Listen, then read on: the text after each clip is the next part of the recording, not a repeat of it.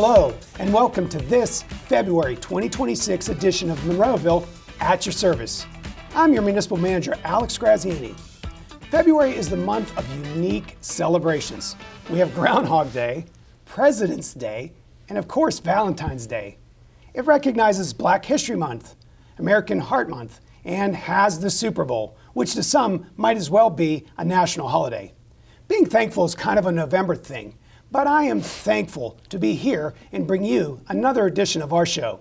Joining me on this fine month of February in studio today is our Ward 6 Council Member, Bob Williams. Welcome, Bob. Thank you. Thank you for taking the time to be with us. And I'm excited about today because I've really been privileged to get to know you from the day we first met on interviews and starting to work here in Monroeville. You were beginning, I think, your second term? Second term. Yeah, you were beginning a second term about the time I was starting my first stint here in Monroeville, so I'm really excited to get to know you. It's such a neat opportunity when you come into a new environment to meet the people that make up Monroeville, and you're certainly one of those guys, because being on council wasn't your first effort in public service here. You started with the Planning Commission, correct? I did. I started in Planning Commission about 35 years ago and been on the Planning Commission off and on since then until I got voted in this seat.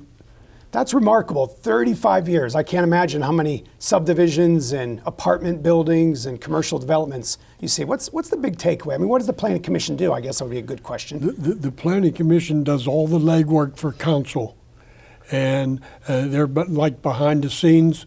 But personally, when I was chairman of the Planning Commission, I went to 90% of the sites to see for myself the layout and what was going on. But I think that was more exciting than council. It was busier than council. Yeah, I'm sure there were some seasons where it's quite busy. Yes. And some of the plans are very complex. So going out to the sites gave you a chance to kind of see the way the road might behave with the new development or the new housing plan. Well, when you look at the plans, they got topography lines on there, and it's hard for me to see that. But when I go out and see the site, then you know first-handed the hills, whatever the layout is, so you have a better view of it. From an occupation standpoint, you're familiar with plans. You worked as an iron worker for years. Well, I was a structural iron worker out of Local 3 for 25 years.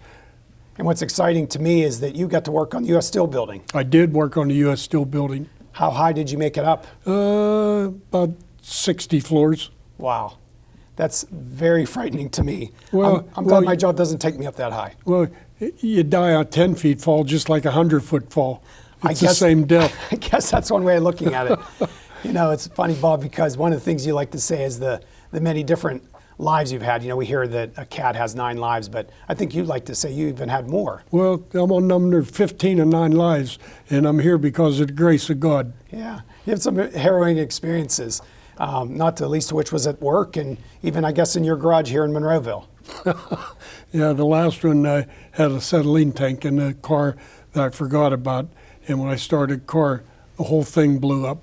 That's a welding tank you would use for welding. For brazing and plumbing. Yeah, so that's a very frightening event. And I recall talking to some of the first responders when they heard what they were rolling up on and heard the call and were coming up. They didn't expect to find you in the condition you did. Thankfully, you just had some ear damage and some other kinds of abrasions, but you survived. Well, ear doctor said all he sees was age-related hearing loss, so very fortunate. Well, again, we're fortunate as well. So you decide to serve on council, and I think you took a couple runs at it, but you got elected. 9 times. Every 4 years I run for this seat, and I'd lose by 20 votes, 30 votes, 40 votes, but it was fun. I got to knock on every door in the 6th Ward at least once and sometimes twice, and meet people and talk with people. And my job is to serve instead of being self-serving. And that's one of the reasons I started to run. People used to get jobs because of who they knew, not because they was qualified. And that has all changed now. And we put the most best suited person in the job. Yeah, about qualifications and trying to most leave qualified. That. So for our viewers at home, we have 7 wards.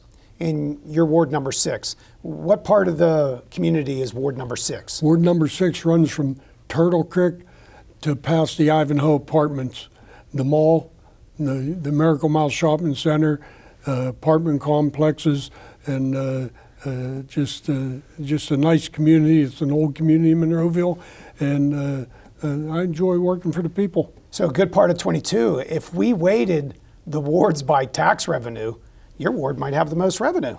I would say the 6th ward has the most revenue coming into Monroeville. Yeah. And the public needs to know that they complain about traffic, but traffic means business. And because of the businesses is why our taxes are so low at this point. Yeah, Monroeville, when I think about it, as far as land use goes, is balance. We have outstanding, quiet neighborhoods with tremendous parks that are nearby, but we also have that solid business base. And the businesses not only pay real estate taxes, but the employees they have a local service tax, as well as a mercantile business privilege tax. Fancy words, basically, it's like a sales tax. All of the receipts that go over the register or the businesses that lawyers or financial planners do, that gets taxed as well. And for them, it can be quite burdensome, and I get that, particularly for the smaller mom and pop self-proprietor businesses. But it helps us keep our real estate taxes down and relieves the pressure from the homeowners. So you're right. You can't have great neighborhoods with good public services without that business tax base. Yeah, that's correct. And Monroeville, great community, a lot of good services. Garbage is free. It's in the tax base. And the road crew, they do a wonderful job of keeping our roads clean, and just appreciate them so much. Yeah, and I love how you go out of your way at each meeting to make sure we recognize, particularly our fire volunteers and all the things that they do. Well, again, I would say for young people especially, go check out these fire departments. It's a great stepping stone and a great career, and you never know, you might like it and stay. But go check them out and see what they do. And the fire chiefs would love to have you come and show you around and show you what they do. Now, I went and looked at a couple of them, and the equipment they wear. I don't even think I could carry that equipment around anymore. It's like 40 pounds of equipment they got to put on and go to a fire. But our EMS and police, they do a great job in keeping the community safe, and we do appreciate them. And I always pray Godspeed, keep them safe and aware that they might go home to their families. You mentioned the benefit to a young person potentially thinking about a career in fire service. Allegheny County Community College has opportunities for you to get credits for free. We have a program here in Monroeville whereby a young person, if they're going to school or even if they're fully engaged in the fire service, can live at the fire station. Yeah. And that's a nice opportunity maybe as you're branching out from living at home with your parents and you want some independence. And we do the guys will do all the training, the gals will do all the training that you need.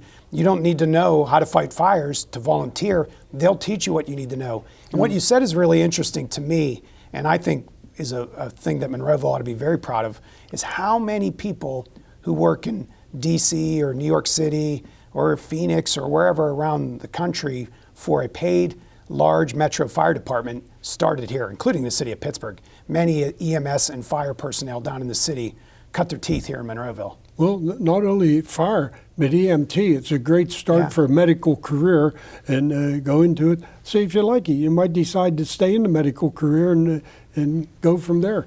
About 10,000 calls a year on the great medical services. Yeah.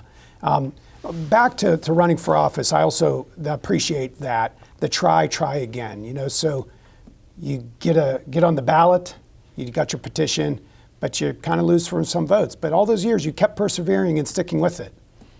Well, that's what I am, like a bulldog. And when I have something and people comment on it, it's like saying sick 'em to the bulldog. And I just wasn't going to give up. Just keep on keeping on, as I say. Well, we didn't practice this, but that leads into with one of the subjects that I know is near and dear to your heart, and it resonates with me. Monroeville's blessed because we have our own zip code. We have one zip code, and we have a very large post office to serve that zip code. We have about 30,000 residents or so, and lots of businesses that we've mentioned, including the hospitals and community college and onward. So our post office is quite busy. And I've always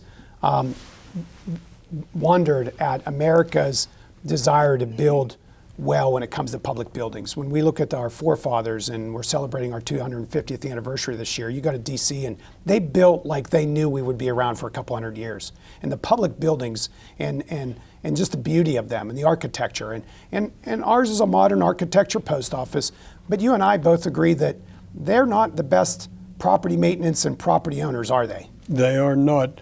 It's deplorable. And it could be the flagship of Monroeville, and yet their sidewalks deplorable. It took them a week to clean the snow up, and my big problem is I guess a year ago I had a cane, and I wasn't walking very well, and I went up to the post office. No snorkel boxes. There's snorkel boxes in Turtle Creek. There's snorkel boxes in Monroeville. And they took the snorkel boxes out, and I had to get out of the car and actually wobble up to the post office, and they have a mailbox right outside the door. Well, if I get that far, I might as well go inside where it's warm to put your mail in the post office. But they took the snorkel boxes out, and the post office seems not to be applicable to the American with Disabilities Act for handicapped people, people in wheelchairs, and the senior citizens, where they can make it so much easier to put the mail in the snorkel box. Instead, we got to get out and struggle to get up to the door. What they should do is have an employee come out and get the mail if they don't put snorkel boxes in.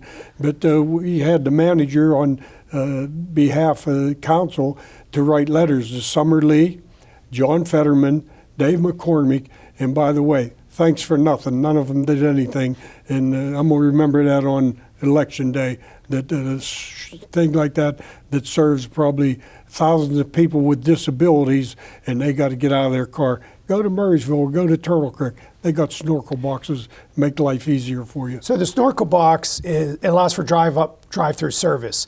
It's the box that has the snout on it, so when the driver drives by, can just reach out the window and put the mail in and go on. That's correct. And that no longer is available. And like you said, the Americans with Disabilities Act is something that we hold near and dear. That basically gives rights of access to people who are limited in mobility particularly, and also hearing and other impairments that someone might have. But in this case, the mobility issue, you really aren't served by the U.S. Postal Service here in Monroeville because we don't have the boxes.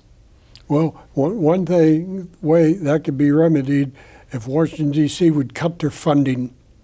If you cut their funding, they'd stand up and listen. But these people mess things up, but I'm sure they still get their bonuses at the end of the year for some reason. And the bonus should be for good work, not for this type of thing. I've only been here a couple of years, and to be honest with you, the Postal Service has not been, even when it comes to landscaping, as you mentioned, snow removal, they have not been a good citizen or a good neighbor. We've had to write a number of letters asking them to comply with municipal codes. Now, many residents may not realize this, but as a federal entity, they kind of can say, and they have said to us, we don't need to worry about your local codes.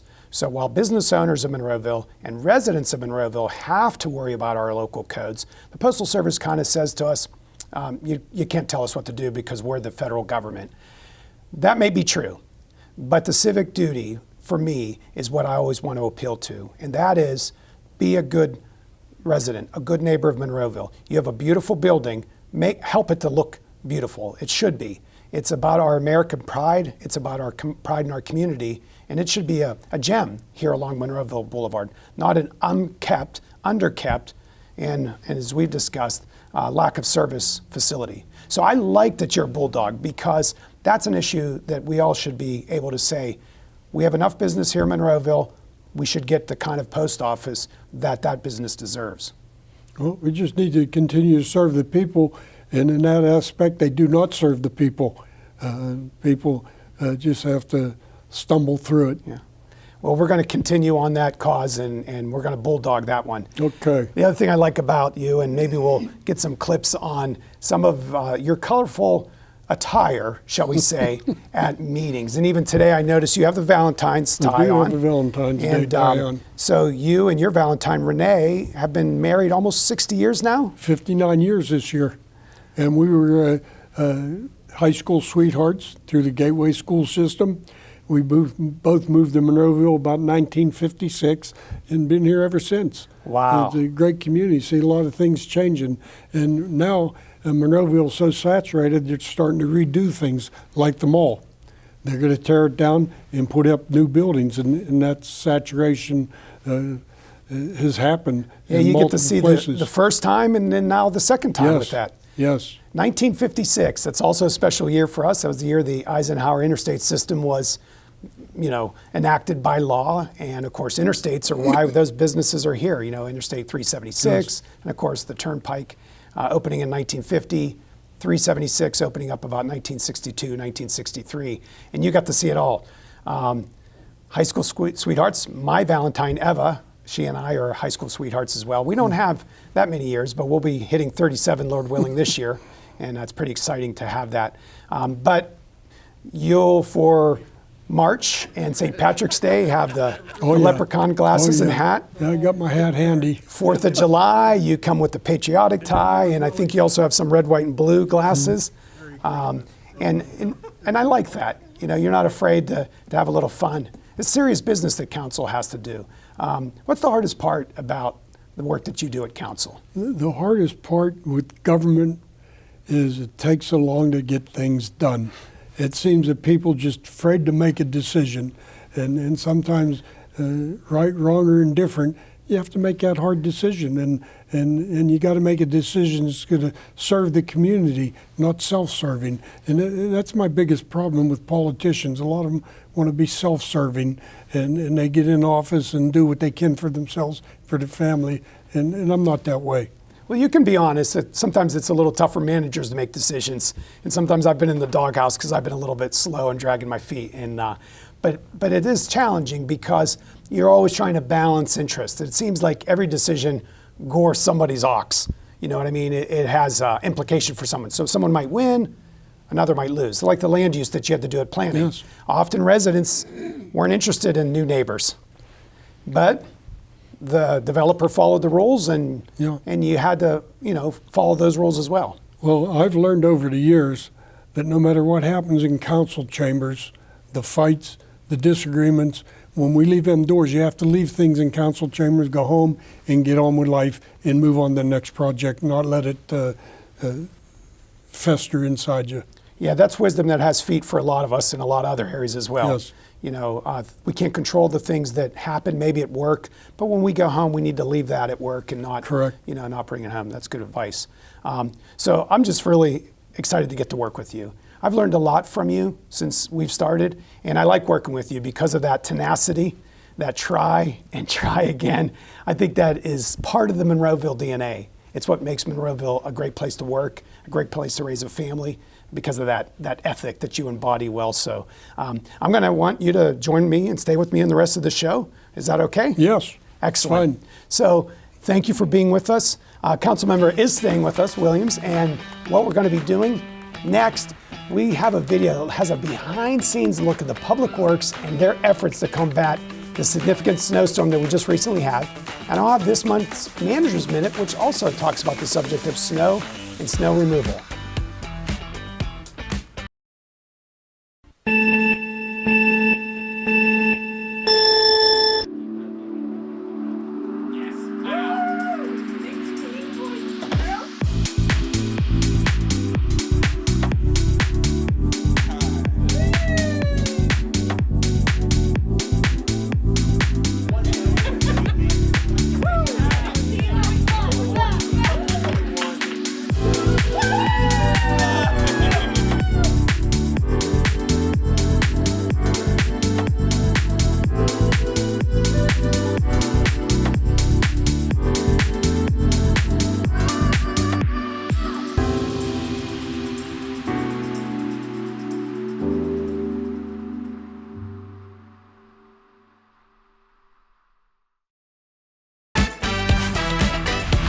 Welcome back to the show. Councilman Bob Williams remains with me and will rejoin us in a moment. February has seen temperatures in our area rise a bit, but many of us are still feeling the effects of a monumental snow event that occurred back in late January, January 25th to be exact, and it was a 24-hour period that saw our Public Works Department up to the challenge.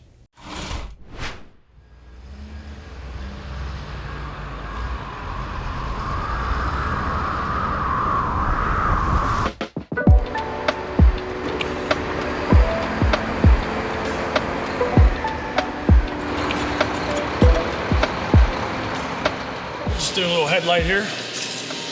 Plow light so these guys can see during a snowstorm. Get them back on the road as soon as we can.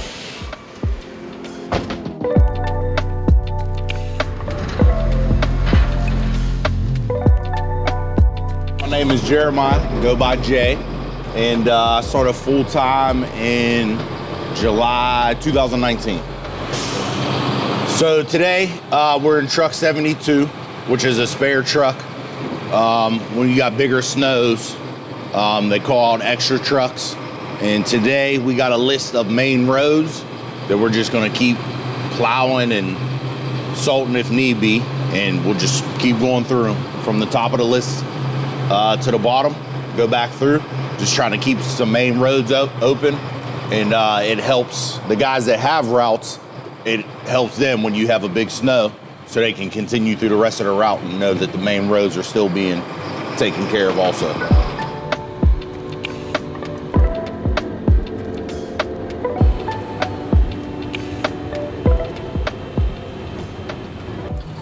'72 to Ricky, over. Yeah. Hey, I just came down Evergreen. I'm about to go up Laurel. I'll hit that up by St. B's on the way out for you.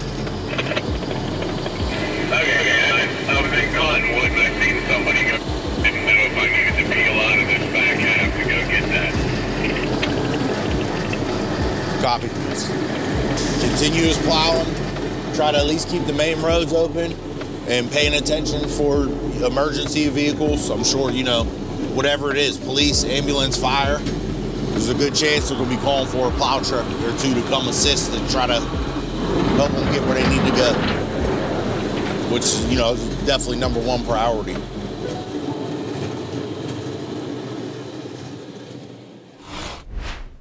What an excellent video, getting the inside view of what it takes to take care of such a monumental snow event.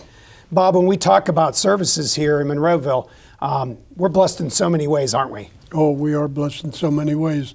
We got a great crew over at Public Works, and they do a good job removing the snow. We actually have 2 salt domes or bins, one up at the Star Drive facility and another one down at the Public Safety Training Center. At the Public Training Center, like 1,000 tons of salt. We get a lot of snow. We need more salt. In other communities have run out of salt, and they're bagging the bar salt from everybody. I'm sure it's true in every northeastern city or northwestern Midwest city. A lot of people like to talk about how good the snow removal. It's sort of like talking about a Steelers game after it's done. And of course the news wants to show side streets in some communities that aren't taken care of. And I always remind myself that we're fortunate here and blessed in Monroeville that we have council and staff who've dedicated a lot of resources in our Public Works Department. We have trucks, mechanics. We, with the capital improvement program, try to maintain a fleet so that they're not too old to do the work anymore and they're maintained well. Talk a little bit about how our Public Works goes about doing all that. Well, our Public Works, we got a great superintendent, Mike Strom and Paul Hugas, and they keep up on the equipment and make sure that it's running and well done. And they get the trucks loaded with salt and they're ready to go. You've been on council a little over 4 years, almost coming into 6 years or so. Yes. You've bought a lot of trucks since you've been here. You guys have approved the purchases of a number of dump trucks, and it takes a long time to get those things delivered, doesn't it? Well, it takes a couple, you order one, it takes a couple years to get it now. But some of our trucks are well over 20 years old, and the mechanics, they will patch them up and keep them running. But it's a real need for some new equipment every year. And we haven't been afraid to invest in technology. We utilize GPS tracking on the trucks, and even the way the salt gets distributed, there's a little bit more bells and whistles in the trucks to make sure it gets, maybe more on a hill or more on a curve than on a flat road and those kinds of things. So again, when you see the high-performing public works in Monroeville, it is the result of a big team effort of making the investments and training and equipment and the mechanics. How about our mechanics? Mechanics, they're the best of bar none, and they come to work, they do their job, and we try to give them the equipment they need to keep a safe work environment and get the work done. This year, maybe it was last year, we brought on to the fleet a mechanics truck, one that they can work wherever the truck is broken down. And it's a significant vehicle itself. It's got a crane, and it's able to do the work because sometimes the truck is breaking in the field and it isn't as convenient as maybe being able to drive back to the shop. So those guys will work in all kinds of weather extreme conditions, whether it's a garbage truck or a plow truck, to get the thing back running again. And again, that comes with a lot of investment and pre-planning and thought. Well, we're here to serve the people of Monroeville. We're not a money-making scheme, and we have that truck so when they get blowouts or flat tires, they can go out on the site and take care of them trucks and get them back on the road.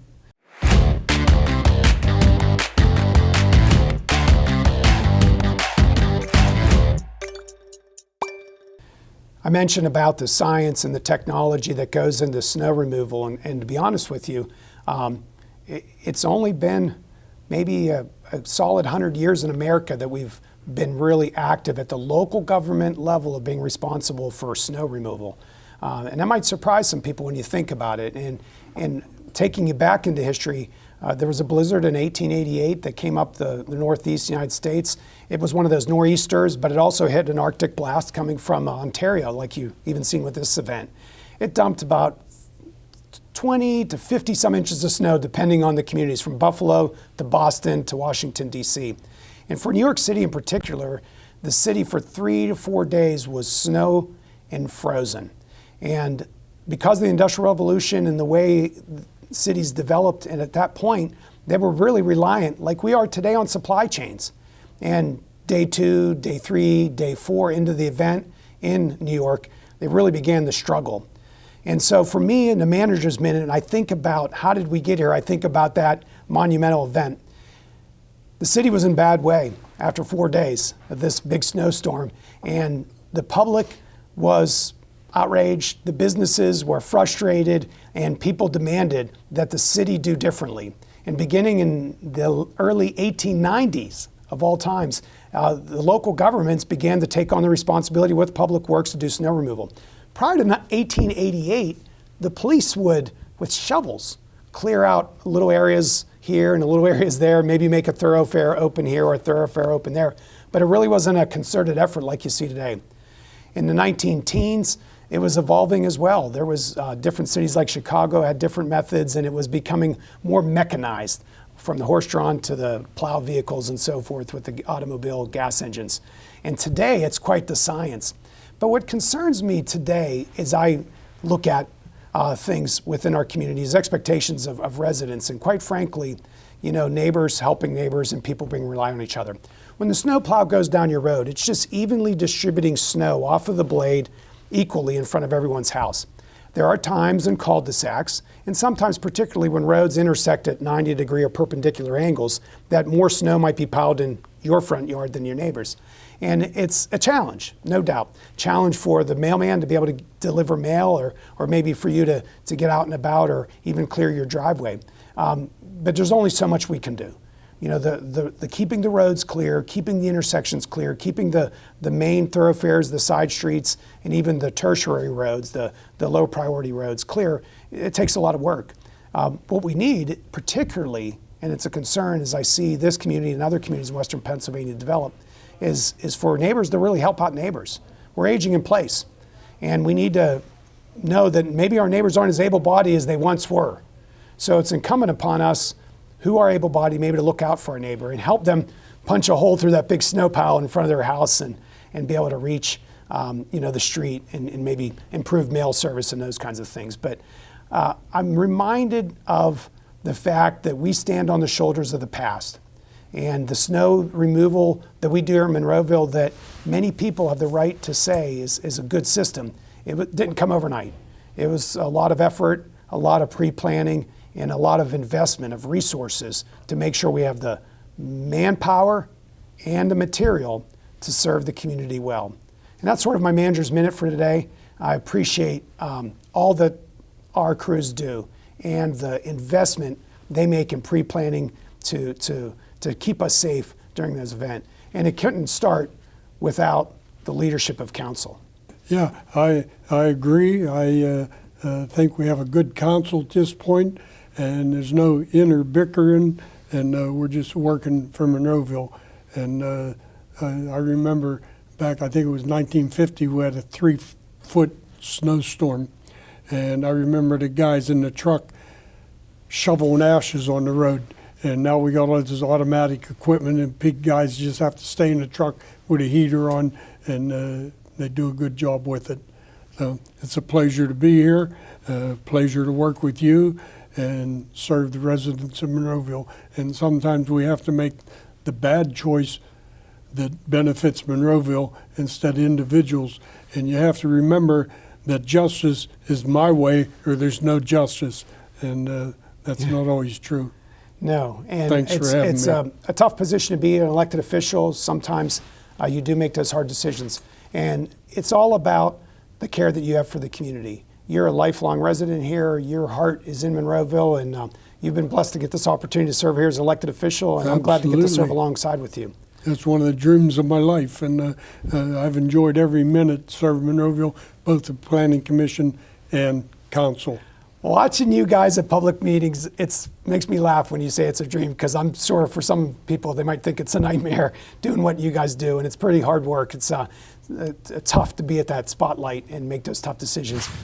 It's still early in the year, but next month on Monroeville at Your Service, recaps from a couple of our annual events. Our police will take part in the Polar Plunge, and our library will host its mini golf event. Fun things to come next month on Maze. Speaking of fun, did you have fun today, Bob? I did have fun. I enjoyed this very much. Well, we appreciate having you take the time to be here and be a part of today's show. And thank you at home for watching and taking the time to be a part of the show as well. We look forward to coming back next month with another excellent edition of Monroeville at Your Service. Until then, please be blessed and stay safe. Thank you.